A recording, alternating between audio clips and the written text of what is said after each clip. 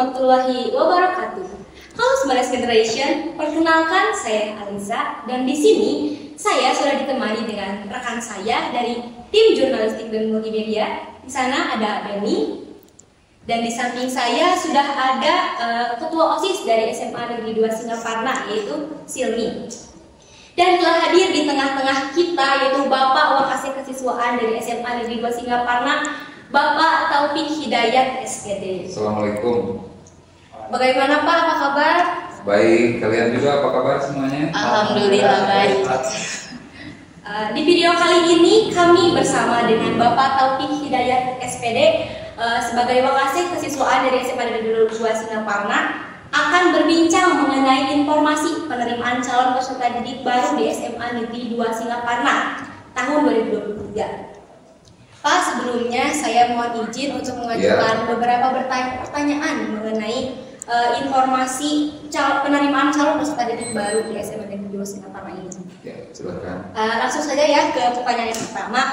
Pak, kapan sih tahapan PPDB tahun 2023 ini dibuka? Dan ada jalur apa saja di PPDB tahun ini? Oke, terima kasih Alisa. Alhamdulillah ya kita ketemu lagi di acara podcast SMA Negeri 2 Singaparna ya terkait tentang PPDB. Nah, untuk pendaftaran PPDB SMA Negeri 2 Singaparna tahun 2023 kebetulan itu dibagi menjadi dua tahap. Itu bukan hanya di SMA Negeri 2 Singaparna tetapi SMA, SMK se-Provinsi Jawa Barat, khususnya Dinas Pendidikan Provinsi Jawa Barat ya.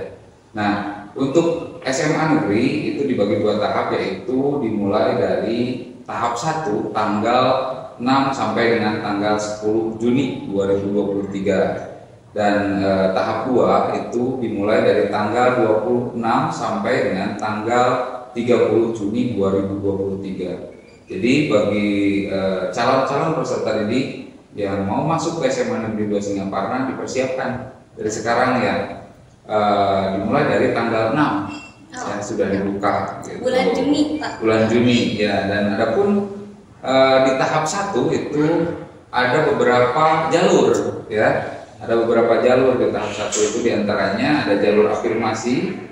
Jalur afirmasi itu apa saja? Diantaranya ada jalur KFM ya, selanjutnya ada PDBK dan ada kondisi tertentu, dan selanjutnya ada jalur perpindahan orang tua ya. Selanjutnya ada jalur prestasi. Nah, prestasi ini ada dua, prestasi raport dan juga prestasi kejuaraan. Itu yang ada di tahap 1. Nah, sekarang yang ada di tahap 2. Di tahap 2 itu yang tadi dari tanggal 26 sampai dengan tanggal 30 itu adalah jalur zonasi ya. Nah, seperti itu untuk pendaftaran tahapan PPDB di tahun ini gitu. Nah, untuk cara pendaftaran PPDB-nya itu seperti apa sih Pak sistemnya, atau cara mendaftarnya itu gimana? Oke, terima kasih Silmi. Silmi kebetulan ketua OSIS SMA Negeri 2 Singaparna ya, luar biasa sekali ya. Dan memang banyak sekali program-program yang diluncurkan oleh OSIS SMA Negeri 2 Singaparna dan terbukti hasil. Juga ekstrakurikulernya banyak ya, alhamdulillah SMA Negeri 2 Singaparna. Ya, Silmi, untuk pendaftaran, alur pendaftaran di SMA Negeri 2 Singaparna itu ada beberapa sistem ya. Jadi calon peserta didik nanti bisa mendaftar secara online dan secara offline ya. Nah, untuk secara online itu nanti calon peserta didik mendaftarkan dirinya dibantu oleh sekolah asalnya, biasanya oleh para operator di sekolahnya ya. Nah, langsung mendaftarkan oleh operator secara online ke sekolah tujuan ya. Dalam hal ini ke SMA Negeri 2 Singaparna. Dan juga ada sistem offline. Offline itu nanti jadi calon peserta didik tinggal datang ke SMA Negeri 2 Singaparna. Nah, kami di sini di SMA Negeri 2 Singaparna, khususnya panitia PPDB, menyediakan atau membantu para peserta didik yang akan mendaftar langsung ke sekolah kita ini. Ya, nah itu juga harus dibarengi dengan peraturan ketika datang ke SMA Negeri 2 Singaparna, calon peserta didik harus mematuhi protokol kesehatan. Ya, nah itu untuk pendaftarannya seperti itu. Jadi kalau yang masih kebingungan bisa langsung luring ke sini ya Pak? Boleh, terutama dengan menonton podcast seperti ini ya. Ini kan merupakan informasi juga untuk masyarakat, khususnya calon peserta didik asal SMP, MTS ataupun sekolah-sekolah bahkan non formal juga bisa, gitu ya. Gitu. Silahkan ditonton podcast ini ya. Ya, bagaimana Benny? Ya, sepertinya mau bertanya Benny. Ya, seputar persyaratan Pak. Persyaratan. Kan PPDB itu ada 2 tahap ya Pak. Persyaratan apa saja supaya harus dipersiapkan? Oke, itu. Tentunya ketika mendaftar kita harus mempersiapkan persyaratannya ya Ben ya. Nah, persiapkan oleh adik-adik dari sekarang calon peserta didik SMA Negeri 2 Singaparna. Nah, persyaratan itu Ben, nanti ada persyaratan umum dan persyaratan khusus ya. Nah, untuk persyaratan umum itu diantaranya ada 1, harus menyiapkan ijazah. Kalau seandainya ijazahnya tidak ada atau belum terbit dari sekolah asalnya, boleh menggunakan surat keterangan lulus ya, surat keterangan lulus. Lalu selanjutnya, kalau surat keterangan lulusnya misalkan Benny lupa nyimpan atau Silmi lupa nyimpan, bisa juga menggunakan kartu peserta ujian. Ya, jadi 3 alternatif itu. Yang pertama untuk persyaratan. Yang selanjutnya, persiapkan juga akte kelahiran, atau kalau ternyata misalkan anak itu belum mempunyai akte kelahiran, boleh menyertakan persyaratan surat keterangan lahir. Ya, surat keterangan lahir. Selanjutnya, kartu keluarga. Kartu keluarga itu harus dipersiapkan, tapi minimal 1 tahun terhitung dari PPDB tahun sekarang ke belakang 1 tahun ya, dalam titik mangsanya, dan juga KTP orang tua. Selanjutnya, buku rapot semester 1 sampai dengan semester 5. Nah, selanjutnya surat tanggung jawab mutlak orang tua. Itu nanti di-download dari aplikasi PPDB ya. Nah, itu untuk persyaratan umumnya Ben. Dan selanjutnya untuk persyaratan khusus. Persyaratan khusus itu kan tadi ada jalur PTM ya, ada perpindahan orang tua, terus Satgas Covid ya, dan juga prestasi rapot dan juga prestasi kejuaraan ya. Nah, itu tentunya ada persyaratan khusus ketika mengambil jalur yang itu. Persyaratannya apa saja? Di antaranya adalah kartu program penanganan kemiskinan yang terdaftar di DTKS atau Dinsos ya. Itu bagi jalur afirmasi atau KTM. Nah, selanjutnya surat keterangan domisili RT RW ya bagi afirmasi korban bencana alam atau sosial ya. Nah, selanjutnya surat tugas orang tua bagi jalur perpindahan orang tua ya atau anak guru. Nah, itu maksimal berlakunya 3 tahun. Jadi kalau orang tuanya mutasi kemana nih gitu ya, surat pindah orang tua, surat tugas, nah itu berlaku 3 tahun. Kalau sudah lebih ternyata dalam perpindahannya itu sudah 4 tahun, tidak bisa seperti itu. Lalu harus 3 tahun. Harus 3 tahun, betul. Nah, selanjutnya itu adalah piagam dan dokumentasi prestasi. Itu untuk jalur prestasi kejuaraan. Ya. Nah, itu untuk kejuaraan ini terhitung dari mulai 5 tahun. Ya, 5 tahun. Jadi maksudnya bahkan dari mulai SD kelas 5 itu sudah bisa menjadi persyaratan. Ya. Kita hitung mundur kan, SD kelas 5, 6, kelas 7, SMP 8, 9 dan lulus ya. Nah, itu sudah terhitung. Dan minimal itu 6 bulan. Minimal 6 bulan. Ketika waktu kelas 9 dia mendapatkan prestasi, minimal 6 bulan itu sudah bisa jadi persyaratan gitu. Asal jangan lama gitu ya Pak? Asal jangan yang Asal prestasi jangan yang lama, jangan sampai misalkan Silmi kelas 1 SD. Iya, kelas 1 SD juara renang misalkan. Iya. Sekarang mau dipakai persyaratan ke kemana, ke SMA. Nggak bisa. Seperti itu ya. Oke. Mbak, saya tuh mau ceritain. Kan di kampung saya ada tuh tangga saya baru pindahan deh itu. Ya dia tuh menanya-nanya ke saya ini sekolah di mana gitu. Lalu dia tuh mau daftar, tapi kakaknya itu ini pindahan belum 1 tahun. Baru diganti. Nah, oke, Ben. Ya, aku mengerti Ben. Ya. Nah, kita kan nanti itu ada 2 tahap ya. Ada tahap 1 dan ada tahap 2 dalam pendaftaran. Tahap 1 itu yang tadi Bapak sebutkan, afirmasi dan prestasi. Itu tidak memperhitungkan, sebetulnya tidak memperhitungkan berasal dari zonasi mana gitu. Kakak pun tidak dihitung titik mangsanya, ya. Nah, berbeda dengan zonasi. Kalau zonasi itu betul-betul harus yang berdomisili di wilayah zona. Kalau SMA Negeri 2 Singaparna ini masuknya dalam zona C, ya. Dan yang masuk dalam zona C itu ada beberapa kecamatan, yang diantaranya dari sebelah sana Kecamatan Salawu, ya. Terus Mangunreja, Tanjung Jaya, Singaparna, ya, pada Kembang, terus Lewisari, itu, dan juga Sukarame, ya. Sukarame, dan termasuk wilayah Mangkubumi. Desa Cipawitra itu termasuk irisan. Jadi tapi bisa masuk. Kamu orang sana ya, Alisa ya? Itu irisan. Itu jadi kakaknya pertanyaan Ben itu tadi belum 1 tahun. Kalau zonasi itu tidak bisa, Ben, karena dalam zonasi kakaknya itu harus sudah 1 tahun.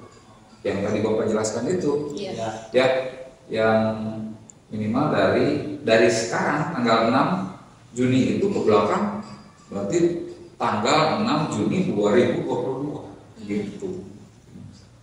Ya, gitu. Saya juga mau cerita nih Pak. Kan ada tetangga saya juga yang bibi saya mau nanya, katanya kalau saudara saya itu masuknya kan ke kakak uas saya. Jadi gimana tuh Pak? Bisa 1 kakak sama uaknya atau harus 1 kakak dengan orang tuanya nih Pak?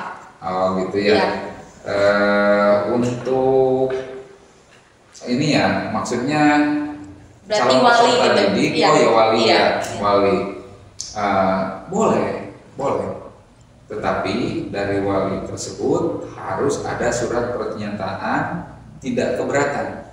Jadi si anak siapa tadi, anak bibi, di kakak uangnya, gitu ya. Berarti wali kan ya, itu sudah harus menyatakan surat tidak keberatan dari uangnya, dan juga tetap nanti harus minimal 1 tahun.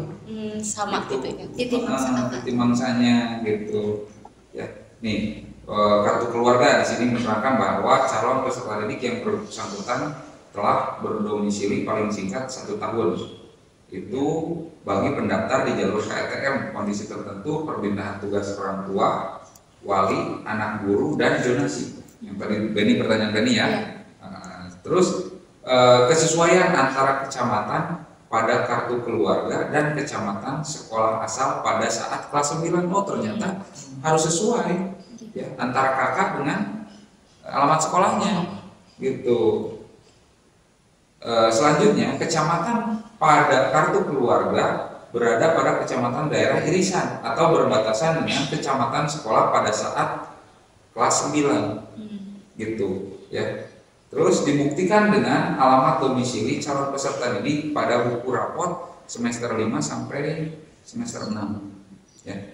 Terus ketentuan nomor 1 sampai dengan nomor 3 itu hanya diperuntukkan bagi calon peserta didik lulusan tahun 2022, tidak diperuntukkan bagi lulusan tahun sebelumnya ya. Nah ini oke, jadi bisa saja Selvi seperti tadi ya, asal titik mangsanya gitu. Titik mangsa dan menyertakan surat tidak keberatan dari UAK berarti ya. Iya, Nah, Kalau keberatan nggak bisa berarti ya Pak? kalau Iya. misalnya gitu ya. Pasti gak akan satu kakak lagi. Iya, betul. Buat yang kalau ada dari luar provinsi atau luar negeri gimana tuh Pak persyaratan? Betul ya. Kadang-kadang pendaftar kita Tak terduga gitu ya. tak terduga, misalkan pindahan dari Jakarta ya, Iya.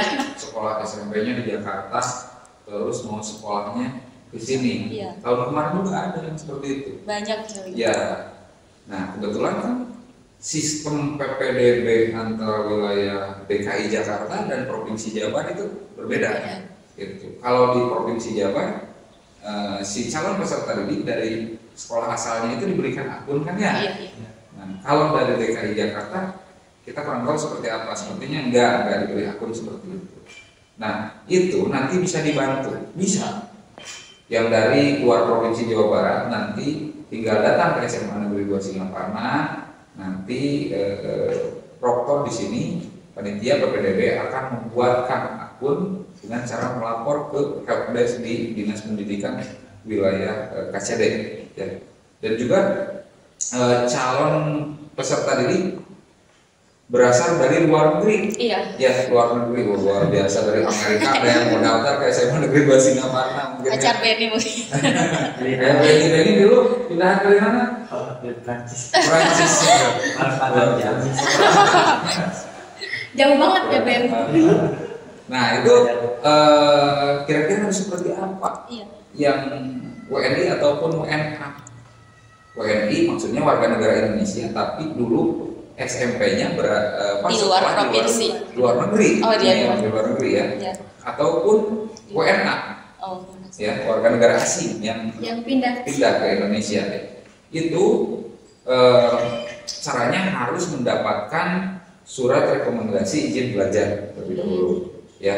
Selanjutnya permohonan surat rekomendasi izin belajar disampaikan kepada Direktur Jenderal yang membidangi pendidikan menengah untuk calon peserta didik baru SMA. Ya.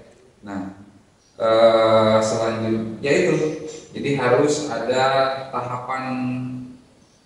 tahapannya dulu, harus melapor, termasuk mengajukan surat rekomendasi untuk PPDB ke Kementerian Pendidikan dan Kebudayaan gitu, yang dari luar negeri.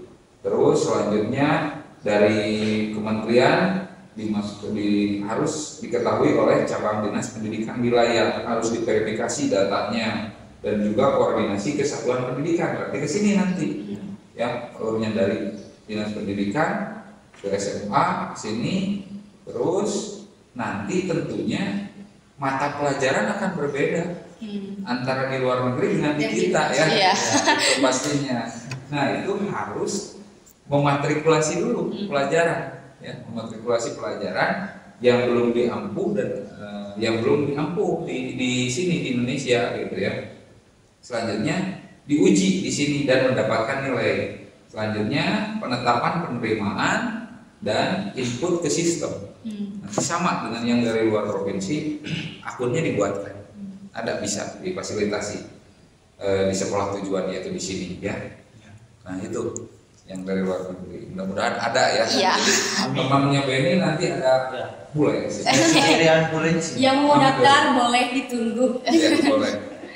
Oke Pak, ada berapa banyak sih kuota untuk tiap masing-masing jalurnya? Oke, untuk jalur ya, kuota jalur kebetulan di SMA Negeri 2 Singaparna ya, di tahun ini kita rencananya menampung dalam 7 rombongan belajar, 7 kelas. Iya.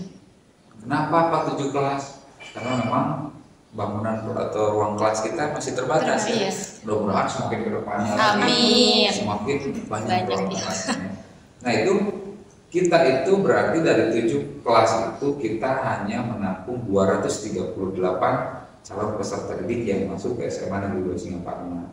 Sementara kuota dari tiap jalurnya itu adalah dari jalur afirmasi ya. Afirmasi itu sebanyak 20% bisa. Nah, dari afirmasi itu dipecah lagi. Kan tadi afirmasi ada KTM, ada PDBK disabilitas ya. Iya. Terus ada kondisi tertentu. Nah, Untuk KTM itu banyaknya 12%. 12%.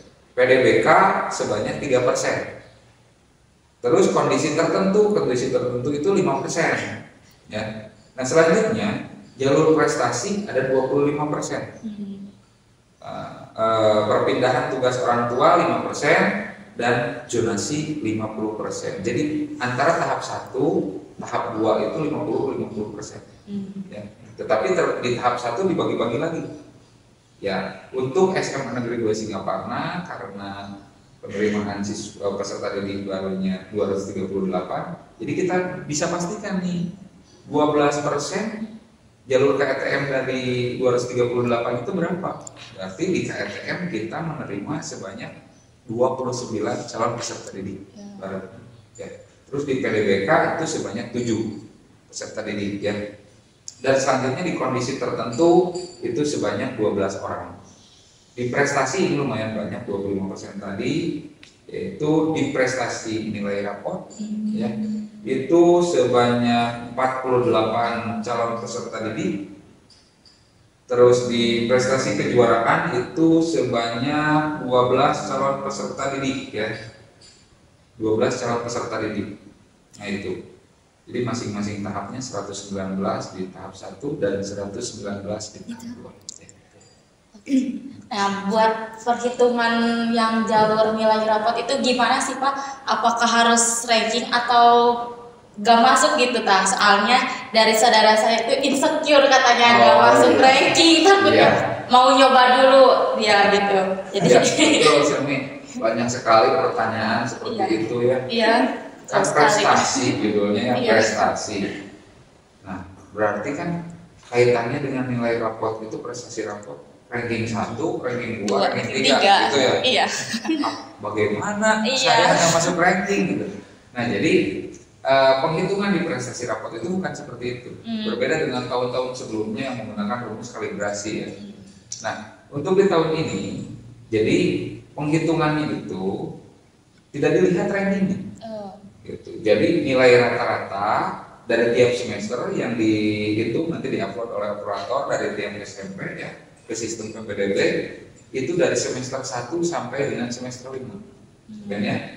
Nah nilai semester 1 itu dirata-ratakan ya, rata-rata semester 1 berapa, semester 2 berapa, semester 3 berapa, 4, 5 berapa, dan itu dijumlahkan keseluruhannya. Nah, jumlahnya tersebut, jumlah itu nanti akan bersaing ya, antara CPD A, calon peserta didik A, yang nilainya misalkan jumlah nilainya 450, sementara calon peserta didik B nilainya 500. Berarti yang mana yang masuk?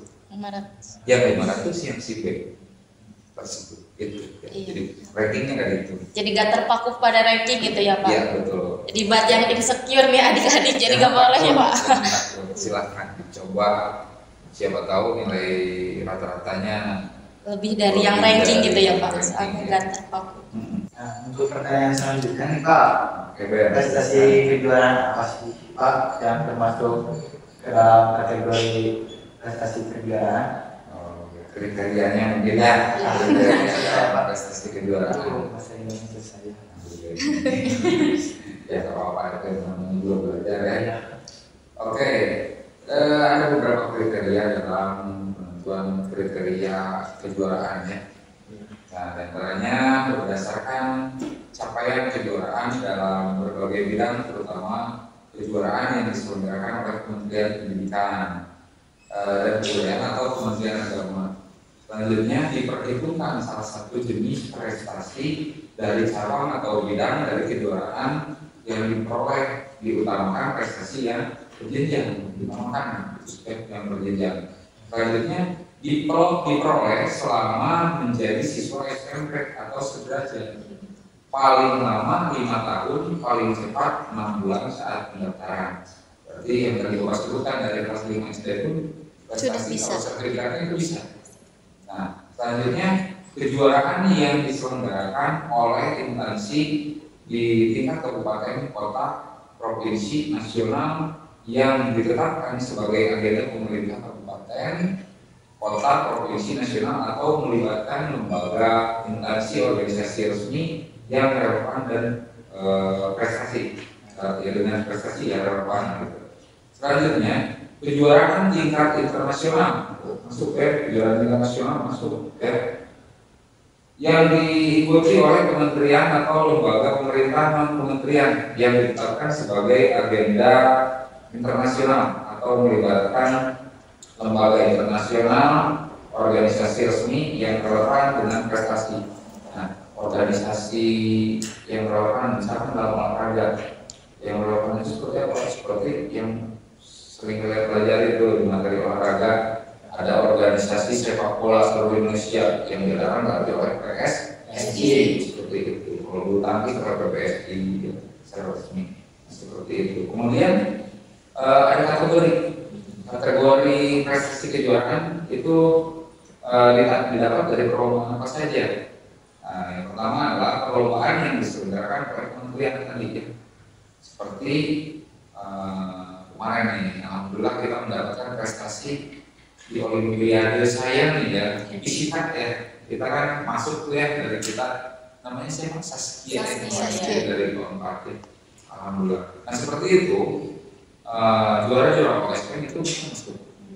Selanjutnya Olimpiade olahraga siswa nasional yang SMK-nya berhasil menjuarai OSPN itu masuk. Ya. Selanjutnya olahraga FKS atau festival dan lomba siswa, lomba seni ya, seni siswa nasional. Selanjutnya lomba cipta puisi.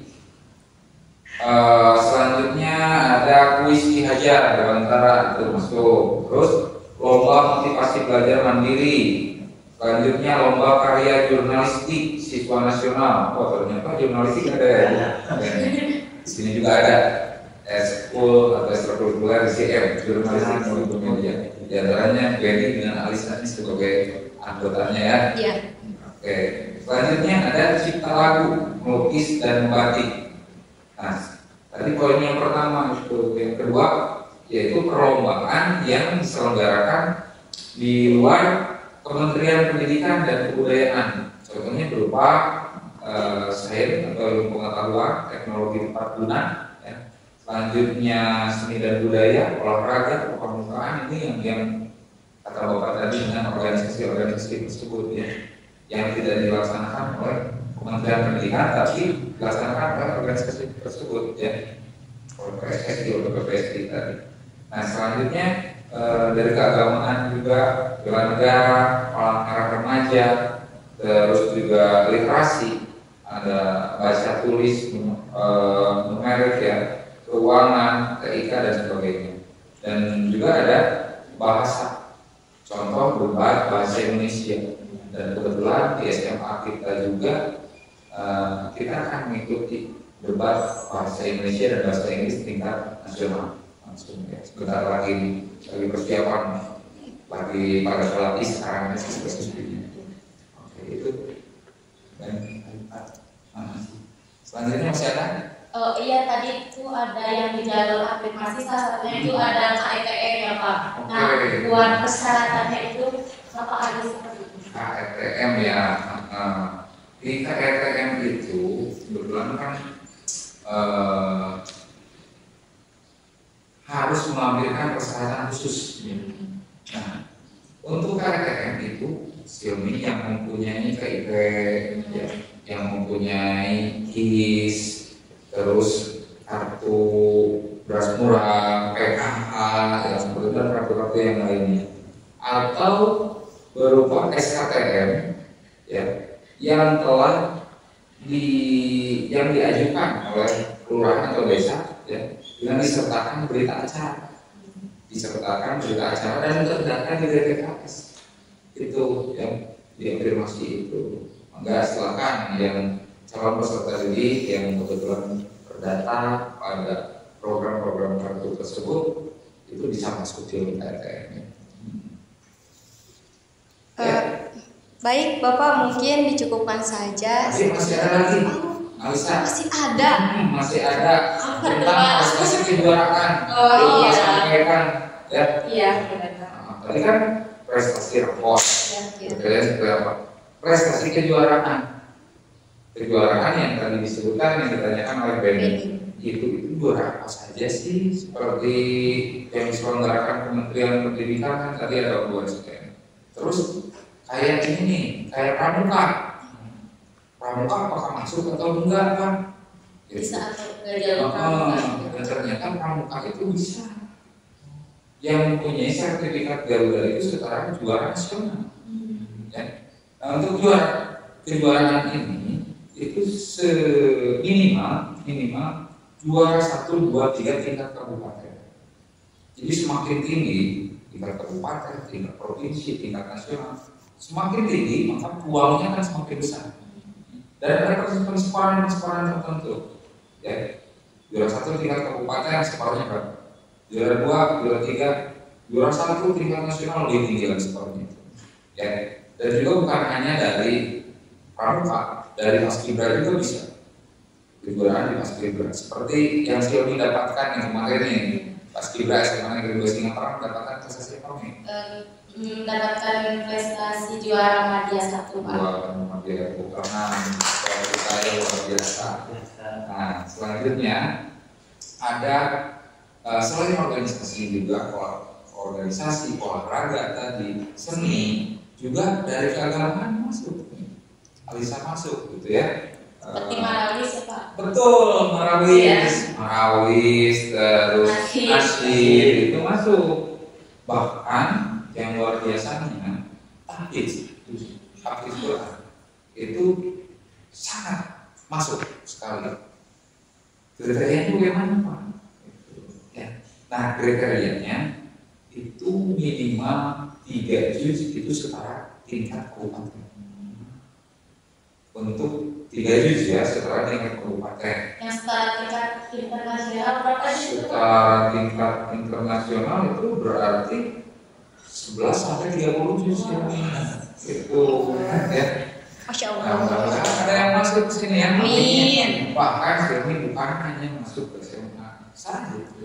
Yang setara 11 sampai 30 juz itu. Katanya nanti kalau mau masuk kepolisian atau TNI itu lolos. Nah, kalian nih berminat tidak untuk Hafiz Quran? Sangat berminat tentu saya. Harus ya, dari sekarang. Semangat Ben. Ngaji. Pokoknya mudah-mudahan podcast ini bisa bermanfaat untuk calon peserta didik yang nanti akan sekolah di SMA Negeri 2 Singaparna atau bergabung bersama ketua OSIS, DJM, banyak sekali ekstrakurikuler di sekolah kita ya. Ada berapa banyak Silmi? Oh, ada 13 nih buat adik-adik yang nanti mau gabung di ekstrakurikuler ini. Ya, banyak sekali wadah untuk mengembangkan prestasi di SMA Negeri 2 Singaparna. Sehingga nanti ketika banyak prestasi yang diraih, nanti ketika akan mendaftar ke perguruan tinggi pun itu peluangnya sangat bagus sekali. Itu ya. Dan udah banyak pengalaman. Dan sertifikatnya itu nanti akan menjadikan peluang masuk untuk perguruan tinggi. Nah, untuk para peserta didik atau calon peserta didik yang memilih SMA Negeri 2 Singaparna nanti jangan lupa tanggal 6 datang untuk di tahap 1 mendaftarkan diri di SMA Negeri 2 Singaparna. Juga untuk prestasi tadi, selain bukti sertifikat juga dibuktikan dokumentasi fotonya. Ya, nah itu mungkin Bapak rasa cukup. Kalaupun masih ada informasi yang mau ditanyakan nanti boleh komen. Ya. Boleh Bang, Komen aja ya. Komen di kolom komentar. Nah, terus Alisa bisa dilihat dari mana saja informasi untuk PPDB SMA Negeri 2 Singaparna? Oh, boleh dicek di Instagramnya @smandas dan juga di Instagram mungkin jurnalistik dan multimedia. Yeah. Baik Bapak, terima kasih sudah meluangkan waktunya untuk berbincang mengenai informasi PPDB ini. Semoga dengan adanya video ini dapat membantu para calon peserta didik baru untuk mendapatkan informasi terbaru mengenai PPDB tahun 2023 ini. Bagi adik-adik yang ingin mendaftarkan diri di SMA Negeri 2 kami tunggu kedatangan kalian semua tahun ini. Sekian podcast kali ini, saya bersama rekan-rekan saya pamit undur diri. Wassalamualaikum warahmatullahi wabarakatuh.